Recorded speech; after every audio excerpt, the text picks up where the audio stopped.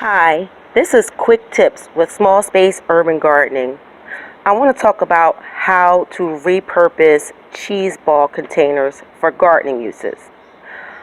What I did with this, I cleaned off my cheese ball container, cut an opening up here, and also there's an opening right here. I put my seed tray in there with the dirt and the seeds in it. I moisturized it, sprayed it with some water, and set this in the container. This will be a mini greenhouse, so it'll stay warm and help germinate the seeds quicker. Another use for the cheese ball container is you can grow plants out of it.